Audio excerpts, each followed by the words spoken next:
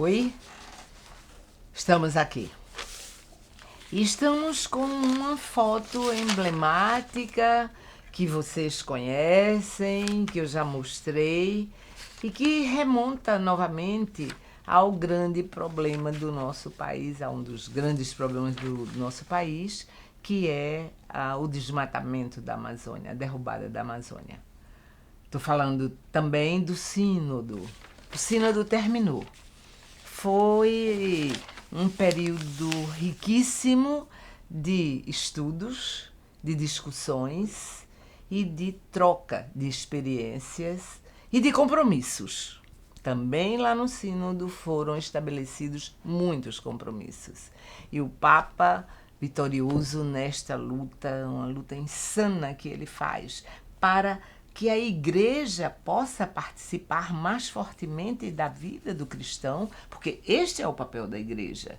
Não é só celebrar missa para os padres, não é só rezar para os fiéis, mas é participar ativamente da construção de uma vida plena. Porque quando Deus criou o homem, quando ele disse que nós estávamos ali para termos uma vida plena e vida em abundância. E esta foi a pregação de Cristo quando esteve entre nós, o Filho de Deus, e ele o tempo todo estava no meio dos mais pobres, estava no meio dos excluídos, dizia sempre que veio para transformar o mundo e ele veio para transformá-lo também politicamente.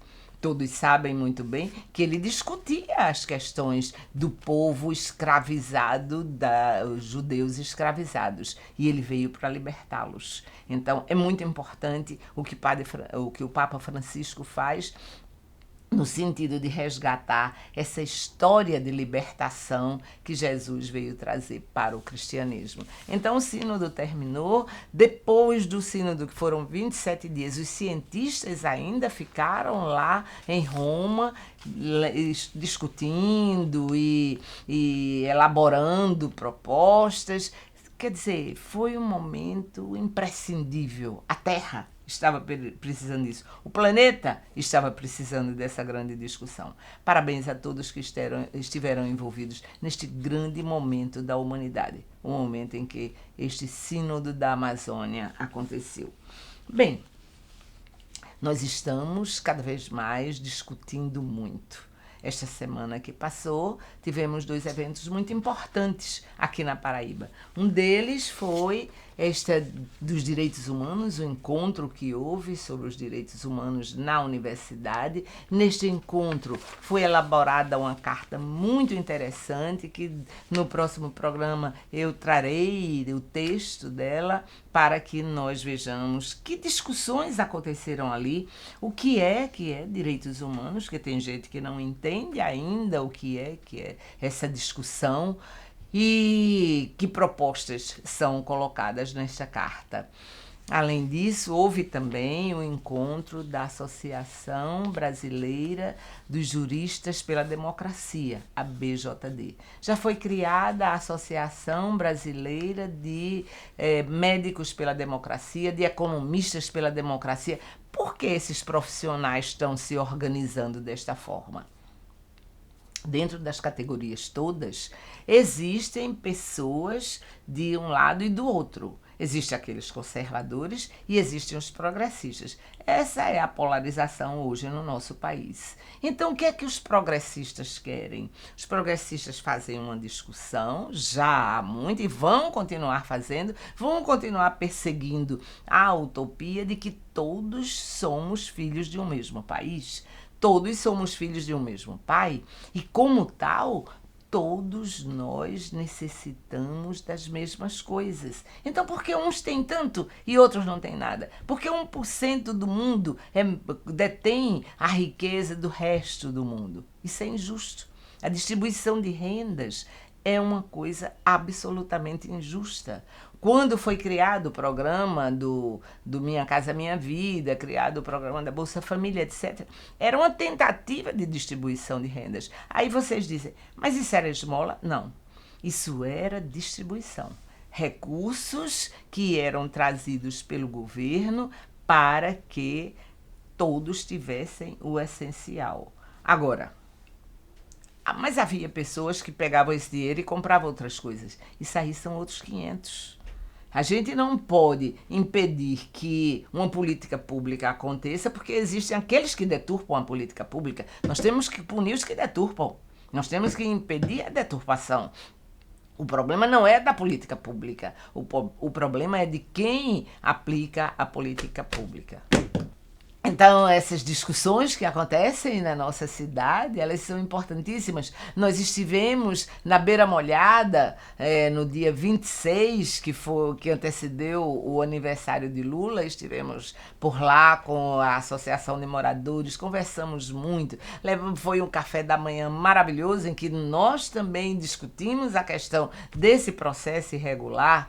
Nós estivemos no dia 27, na Feira de Oitizeiro, levamos um belíssimo bolo e um carro de som para falar para as pessoas, uns panfletos para distribuir com as pessoas, e aí nossas companheiras, a irmã Cleide principalmente, estivemos no meio da feira para conversar, e já se percebe, minha gente, que a população começa a entender o que está acontecendo no país e já está com menos animosidade, porque a gente às vezes encontrava alguém que detonava, alguém dizia que a gente fosse trabalhar, que arranjasse uma lavagem de roupa, porque não tinha o que fazer, porque estava falando dessas coisas de política, que política não é para falar. Claro que é para falar.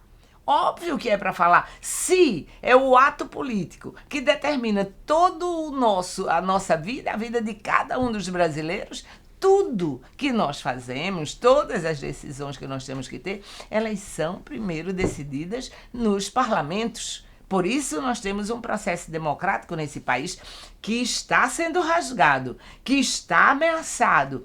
E tão ameaçado, minha gente, que vocês viram a última do filho de Bolsonaro, acho que é o Eduardo. Ele disse, se continuassem as agressões ao pai dele e ao regime, então talvez fosse necessário o AI-5. Eu entrei na universidade em 1964, exatamente em pleno golpe militar. Um golpe diferente deste que houve em 2016 no nosso país, porque aquele foi realmente uma tomada do poder pelos militares assintosamente, com os carros e as baionetas na rua.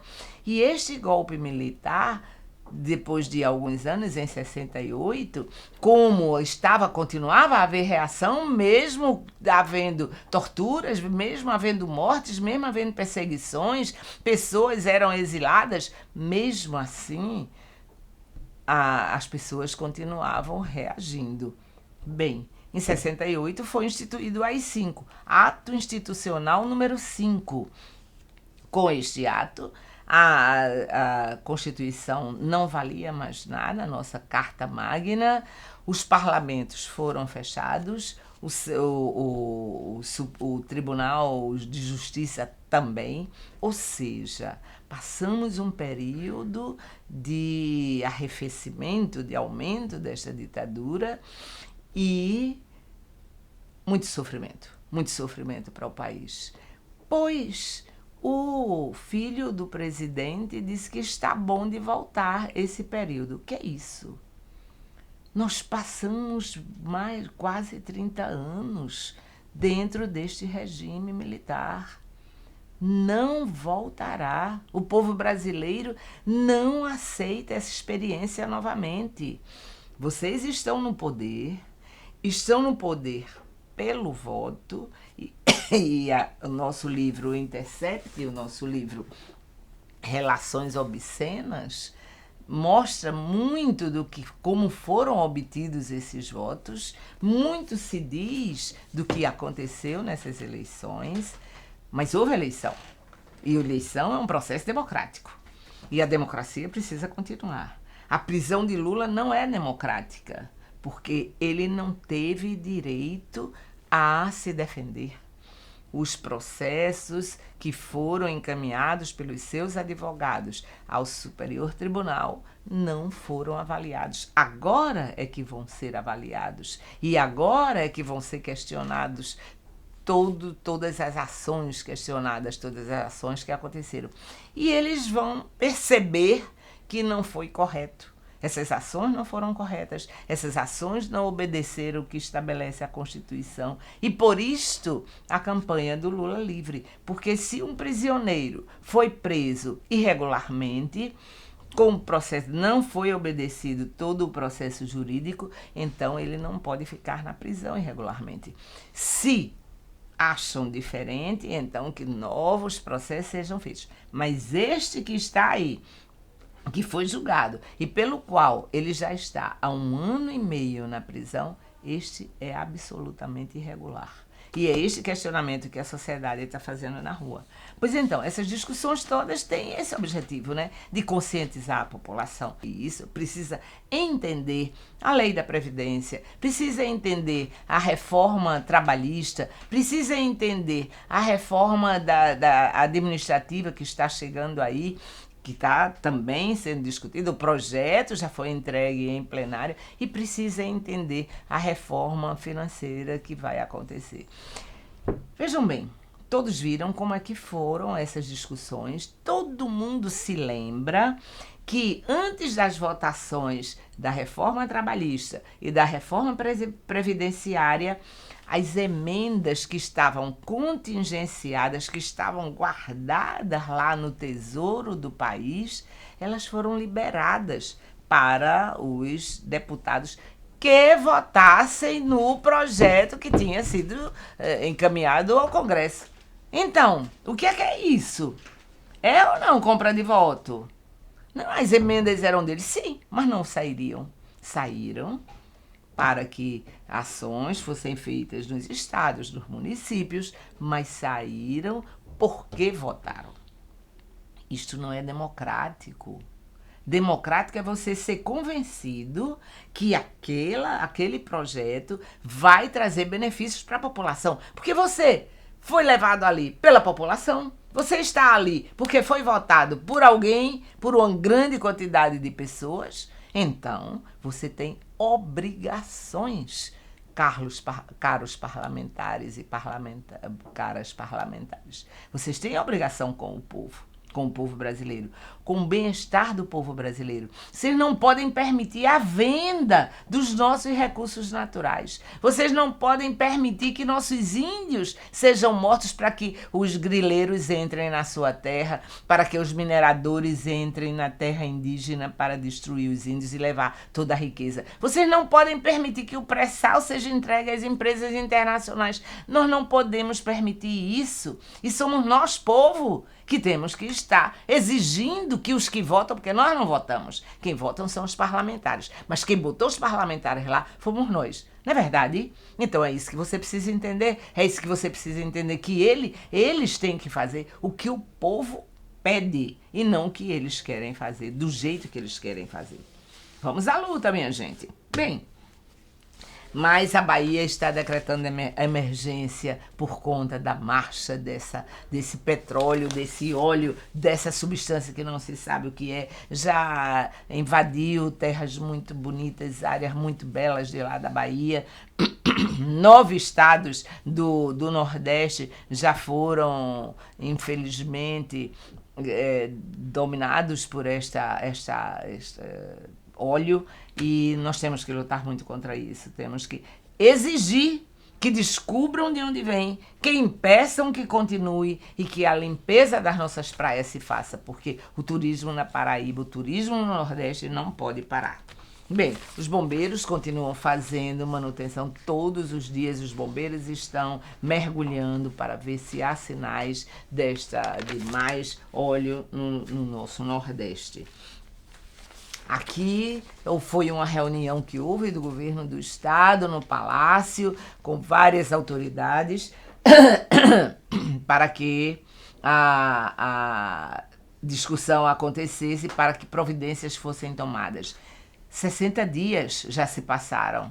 e as providências ainda não são suficientes. E o governo federal tem que ajudar os governos dos estados que não têm recursos para enfrentar um dano tão grave, tão sério, que está acontecendo no nosso litoral, que está acontecendo nos nossos ecossistemas. A produtividade dos manguezais e dos arrecifes está diminuindo e nós não podemos perder o nosso grande, a nossa galinha dos ovos de ouro. Vocês sabem dessa lenda, né? Que havia uma galinha que tinha ovos de ouro e aí o homem todo dia pegava um ovo de ouro. Aí ele disse, bem, eu vou matar essa galinha porque ela deve ser toda ouro por dentro. Quando matou era uma galinha normal. Então a gente diz que galinha dos ovos de ouro é um espaço, é uma coisa que pode nos dar muito bem-estar, que pode nos dar, ser muito bem financeiramente, economicamente pra gente. E o turismo no nosso Nordeste é a nossa galinha dos ovos de ouro.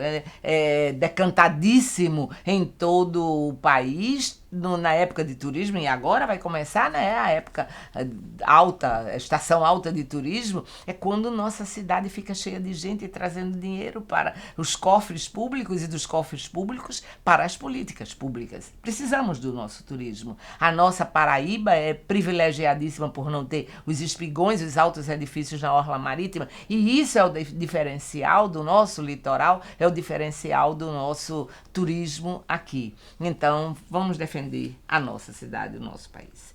Bem, Iveraldo Lucena fez uma matéria também muito interessante sobre isso, nosso querido Iveraldo, pai de Márcia Lucena. Iveraldo diz, são decorridos já 2 meses que começaram a chegar às praias do litoral nordestino poções de petróleo que agridem o meio ambiente em todas as suas manifestações.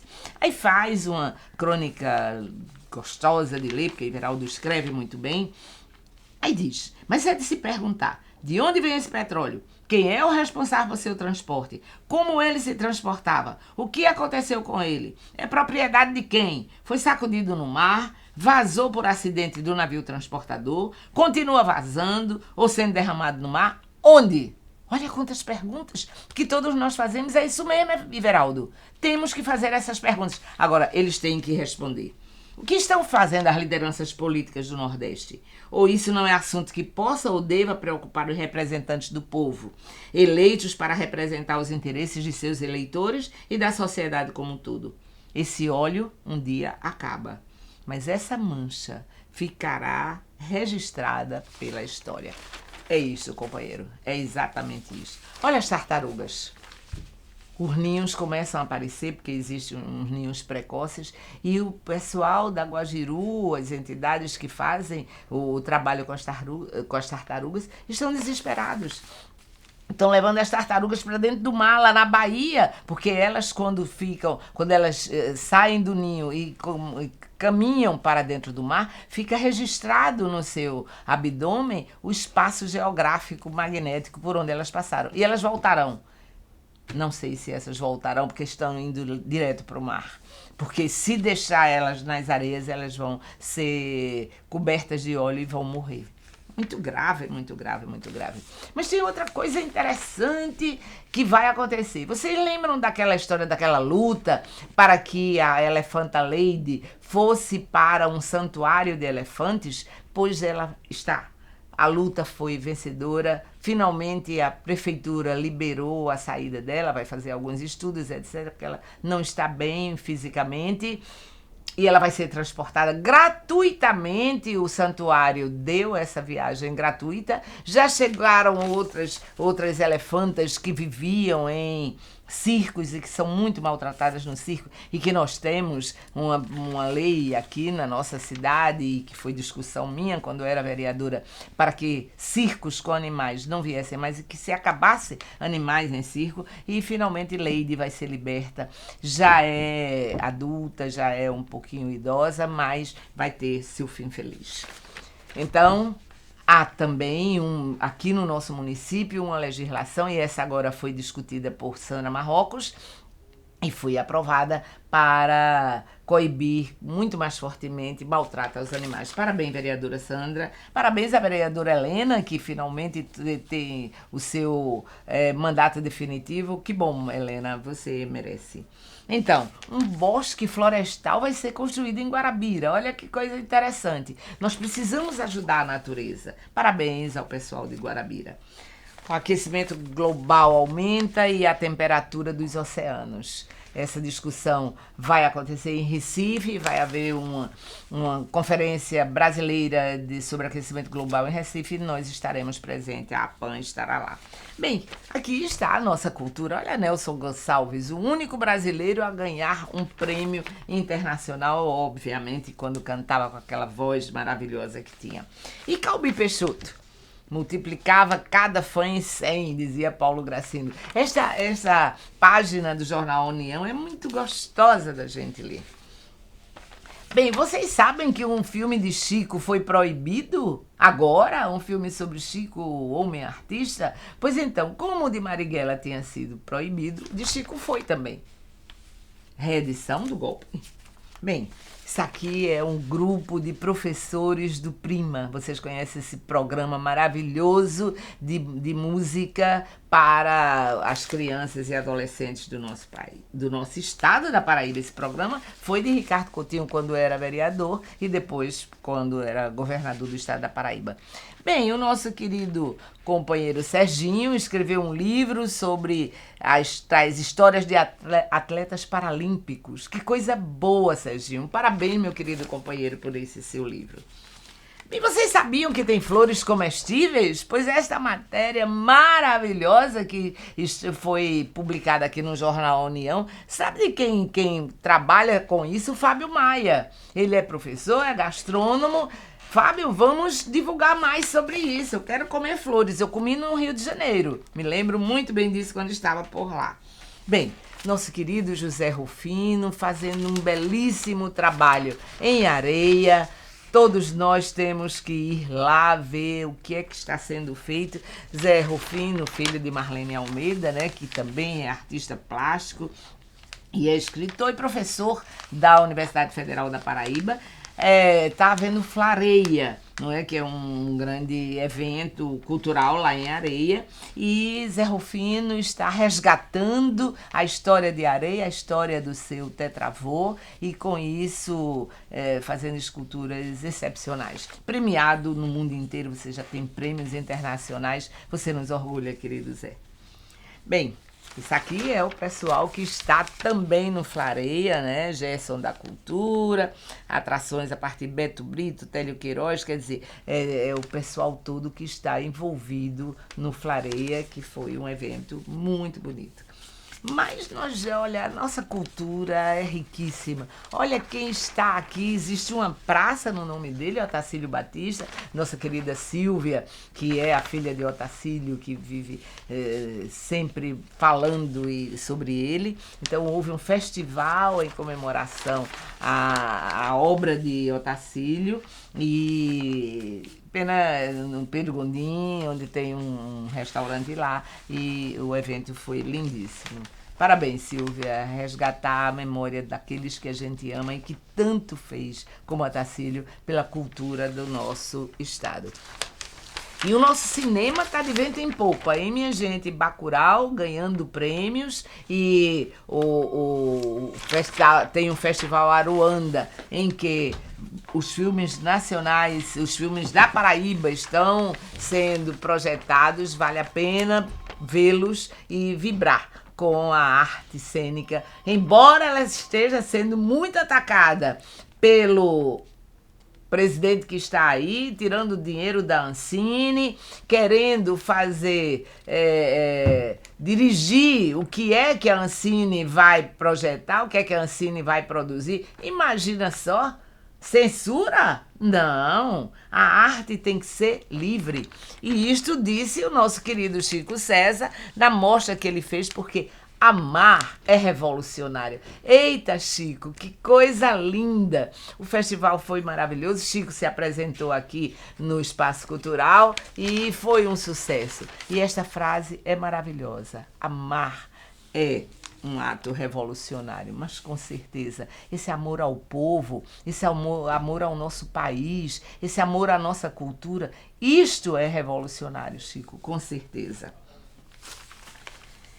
Bem, e olha a grande novidade da América Latina. Fernandes e Cristina Kirchner ganham a eleição na Argentina. Eles estão loucos, a direita está alucinada e é por isso que o Trump, eu já ia dizer que é Trump, mas eles são tão iguais, mas Trump parabenizou o presidente da Argentina, mas o presidente daqui disse que não vai parabenizá-lo, não aceita a vitória dele. Oxe, que não aceita!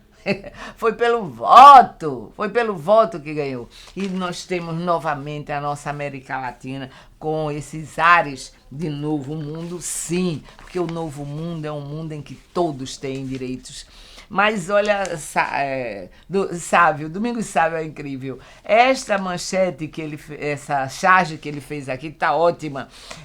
Ele tem esse personagem que é uma pessoa numa ilha deserta e o da ilha deserta tá dizendo ninguém merece. E o óleo chegando lá na ilha deserta. Coitado deste personagem.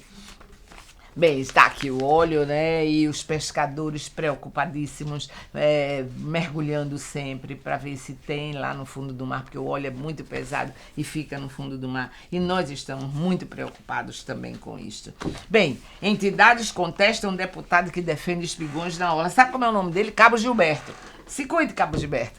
Então aí, estamos sabendo que você quer destruir o nosso turismo, o nosso litoral, mas você não passará.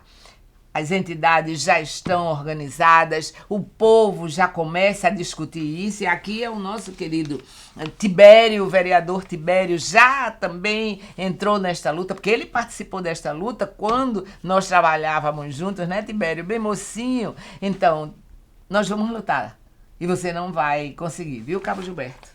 Nossa cidade continuará sendo privilegiada pela beleza, pela qualidade da água, porque não tem esgotamento sanitário em emissários submarinos no nosso mar.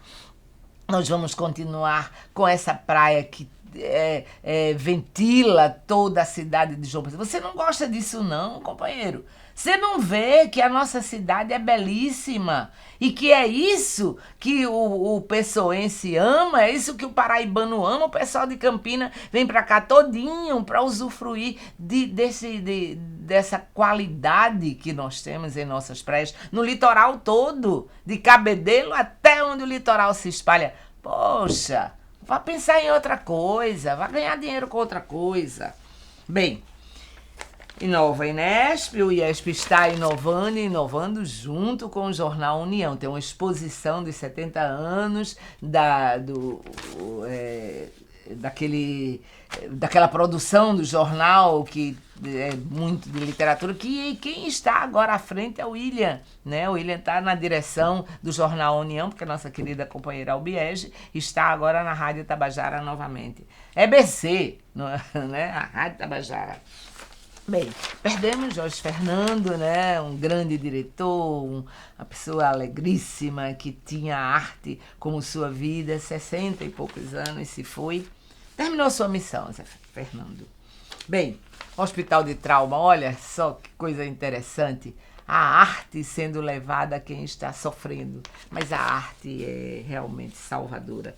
E a Rádio Tabajara está fazendo murais, está pintando todo o seu muro com Jackson do Pandeiro. Fez um concurso e a ganhadora está fazendo agora, vai ficar belíssimo, já está ficando muito lindo o muro da Rádio Tabajara. E os muros podem ser utilizados a cidade inteira, a gente vê tanta coisa feita por aí, São Paulo, Rio, né, sobre isso.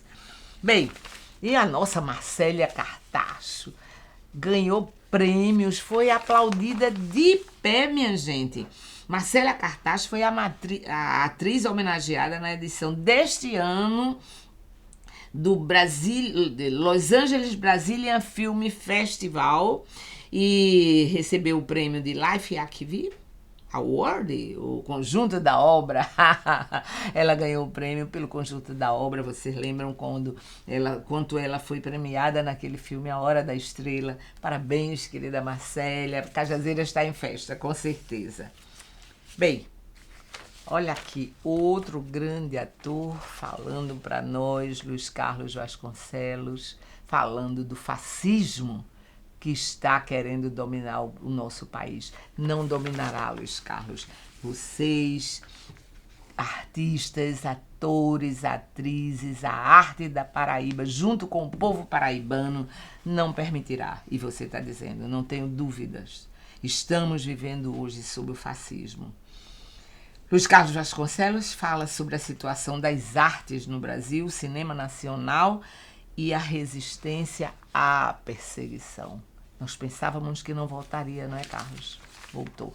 Mas vamos resistir. Nós resistiremos.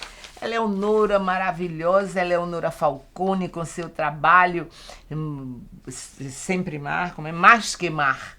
E a Eleonora canta lindamente os poemas do nosso poeta Lúcio Lins.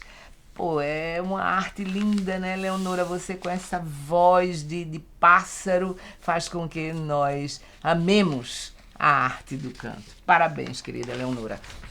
Mas olha, a nossa escritora Valéria está novamente com o Molherio das Letras e agora em Natal, não é, Valéria? Que coisa boa! É uma proposta de mostrar toda a cultura que as mulheres fazem, as mulheres escritoras, porque também dentro da cultura tem algum machismo, mas as mulheres estão nesta luta e Valéria é uma das lideranças nessa luta. Parabéns, querida companheira, parabéns mesmo. Uma série de livros de um pernambucano arretado que fez essa exposição aqui na Casa 34. Eu não estive na exposição, mas estarei em Recife. Também essa exposição acontecerá lá. Anaíde Vive, outra colunista excepcional que o Jornal União tem, a nossa querida Vitória Lima, e aqui ela fala sobre a grande Anaíde Beiriz, quem foi Anaíde Beiriz, a revolução literária que a Anaíde Beiriz fez. Parabéns, Vitória, como você escreve lindo e como você traz para nós, para todos, porque eu não sou paraibana, mas aqui estou desde 1976, essa história das pessoas que fazem história na nossa Paraíba. Podemos ver que a Anaíde não morreu para os paraibanos, continua a inspirar e a incomodar.